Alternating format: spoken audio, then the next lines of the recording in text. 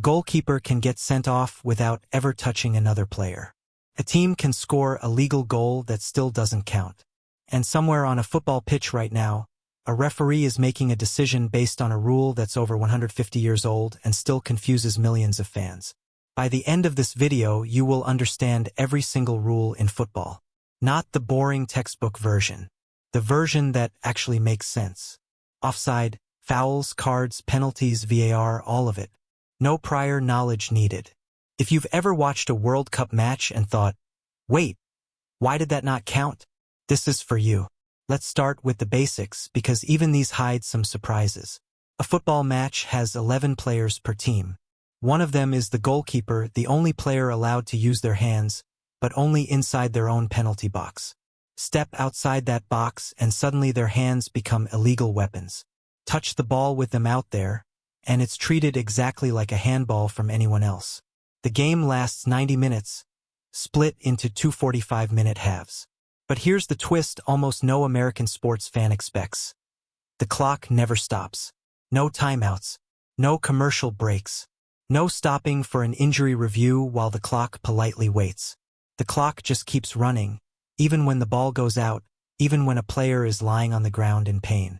To make up for all that lost time, the referee adds extra minutes at the end.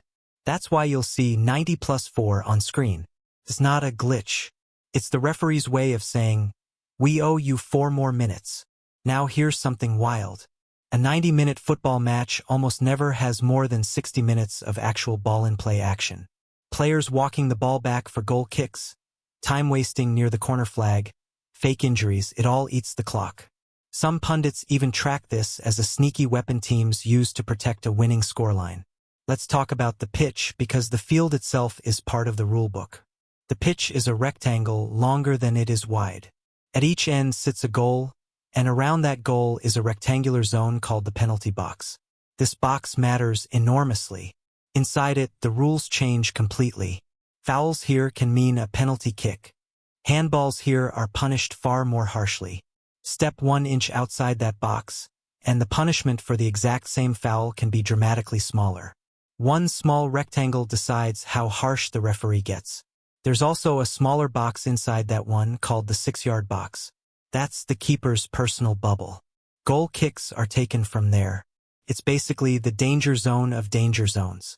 Now let's get into the part that ends arguments in every sports bar on earth. Offside. Here's the simplest way to understand it. Imagine you're playing tag, but you're not allowed to hide behind the last defender and wait for the ball to be thrown to you. That's offside in one sentence. More precisely, an attacking player is offside if, at the moment the ball is passed to them, they are closer to the opponent's goal line than both the ball and the second last opponent, which is usually the last defender since the goalkeeper is normally the very last one. Why does this rule even exist? Because without it, football would turn into a parking lot. Attackers would just camp directly next to the opposing goal, wait for a long ball, and tap it in all game. Offside forces players to actually build attacks instead of cherry-picking goals. Here's the part that trips people up the most. Offside is judged at the exact moment the ball is played, not when the player receives it. A player can be miles offside when the ball leaves their teammate's foot, then sprint back into a legal position, and it still doesn't matter. The freeze frame happens the instant the pass is made. This is exactly why VAR offside checks take forever. Referees are literally drawing lines across a frozen frame to measure body parts down to the centimeter. In one Premier League season, the average VAR offside decision took over a minute to confirm. A toenail being offside has genuinely cancelled World Cup goals before. Brutal, but that's the rule. One more twist. You can't be offside in your own half. You also can't be offside directly from a throw-in, a corner kick, or a goal kick. So defenders sometimes deliberately push their entire backline forward, daring attackers to get caught out. That's called the offside trap, and when it works, it looks like magic. When it fails, it looks like a disaster. Now fouls. This is where football gets physical, and where most beginners get confused about what's actually allowed. Football allows shoulder-to-shoulder contact. Players are allowed to push, jostle, and battle for the ball with their bodies. What's not allowed is going through the player instead of the ball. Tackling late, tripping, kicking an opponent, pulling a shirt, or shoving someone off balance. The punishment depends on where the foul happens. Outside the box, the attacking team gets a free kick. Inside the box, it becomes a penalty kick, one of the most pressure-filled moments in all of sports. A single shot, 12 yards out, just the shooter and the goalkeeper. Penalties are converted roughly 75 to 80% of the time in professional football.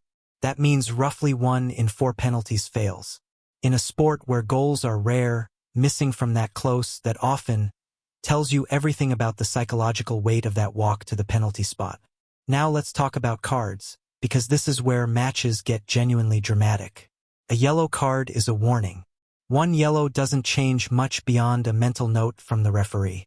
But get a second yellow in the same match and it automatically becomes a red card. Suddenly your player isn't just out of the game. Your entire team has to play the rest of the match with 10 players. No substitute allowed.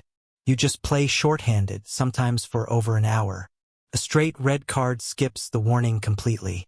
It's reserved for serious offenses, violent conduct, a deliberate handball that stops a certain goal, or a tackle that endangers another player. Get a straight red, and you're not just out of that match. Depending on the severity, you can be banned for several future matches too. Here's a stat that shocks people. In a typical top-tier league season, only around 3 to 5% of matches see a red card. They feel common because they're dramatic, but statistically, watching one live is rarer than you'd think. So when you see one, know that you're watching something that genuinely changes the outcome of the game in real time. Let's slow down for the handball rule because honestly, this might be the most argued about law in football. The core idea. Deliberately touching the ball with your hand or arm is illegal for everyone except the goalkeeper in their own box. But deliberate is the tricky word. If the ball smashes off someone's hand completely by accident, with their arm tucked tightly to their body, that's usually not punished.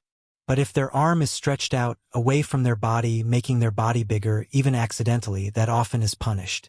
Yes, really. The size of your silhouette can decide the outcome of a World Cup match. This rule has been adjusted multiple times in the last decade precisely because fans, players, and even referees kept disagreeing on what deliberate actually means. Now, let's talk about how the ball actually gets put back into play, because there are more restart methods than most casual fans realize.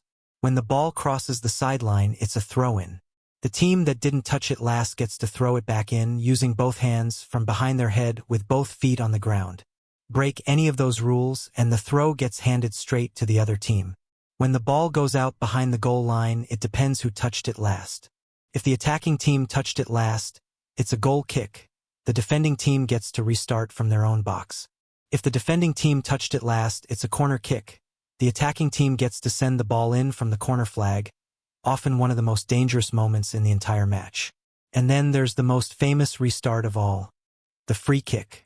Earned after a foul, taken from wherever the foul happened. Inside shooting range, this can become a direct goal threat, with opponents forced to stand at least 10 yards away, often forming a human wall to block the shot. Some of football's most spectacular goals, curling shots that bend impossibly around a defensive wall, come from exactly this rule. Let's talk about substitutions because even this has surprising limits. In most competitive matches, teams are allowed 5 substitutions. Once a player is subbed off, they cannot come back on, no matter how the game changes. Unlike basketball or hockey, there's no rotating in and out. Once you're off for good. Now for the rule almost every American sports fan finds genuinely strange. Ties are completely allowed. In league play, if the score is level after 90 minutes, the match simply ends in a draw. Both teams get partial points and go home. No overtime, no shootout, nothing. It only changes in knockout tournaments like the World Cup where a tie forces extra time and additional 30 minutes, and if it's still tied after that, it comes down to penalty kicks, one of the most nerve-shredding spectacles in sports. Here's a wild fact. The 2006 World Cup final between Italy and France went all the way to penalties. So did Argentina versus France in the insane 2022 final, considered by many the greatest World Cup final ever played. Sometimes the entire destiny of a nation comes down to 5 players, one at a time, walking up and shooting from 12 yards. Now let's bring in the rule that changed football more than any other in the last decade. VAR, the video assistant referee. VAR allows officials watching multiple camera angles to review major decisions. Goals, penalties, straight red cards, and cases of mistaken identity. The on-field referee can be advised by the VAR team, or even told to go look at a screen themselves and make the final call live. It was introduced to fix obvious, game-changing errors, but it created a new problem nobody fully expected. It slowed games down and sparked even more arguments, just about different things now. Millimeter offside calls, accidental handballs, and decisions that take minutes to confirm while fans hold their breath. Some fans love VAR because it catches injustices the human eye would miss. Others hate it because it kills the spontaneous joy of celebrating a goal, since now you have to wait, sometimes for several tense minutes, before you're allowed to actually celebrate. Let's zoom out for a second, because there's a bigger pattern hiding in everything we just covered. Almost every football rule exists for one single reason: to protect fairness while keeping the game flowing as much as possible. Offside stops cheap goals. Fouls protect player safety. Cards punish escalating violence. The handball rule stops players from using the one body part football was designed to exclude. Even the no stoppage clock exists to keep the sport moving, dramatic, and unpredictable. That's actually why football is the most popular sport on the planet. It's brutally simple to play. All you technically need is a ball. But the rule system creates constant tension, constant risk, and constant drama, all squeezed into 90 relentless minutes. So here's where we land. Offside punishes attackers for cherry-picking position. Fouls and cards police physical danger. Handball punishes anyone using the one part of the body football says is off-limits. Free kicks, corners, throw-ins, and goal kicks are simply different ways the game restarts after stopping. And VAR exists to catch what the human eye misses, even if it costs a little bit of celebration time. Here's the one thing worth remembering above everything else. Football's rules aren't complicated because the sport wants to confuse you. They're complicated because the sport is trying to referee chaos, speed, and physical contact in real time with no stoppages and no safety net. Once you see the why behind the rule, you stop arguing with the referee, and you start understanding the game the way the players do. If this finally made football click for you, subscribe. There's a lot more where this came from,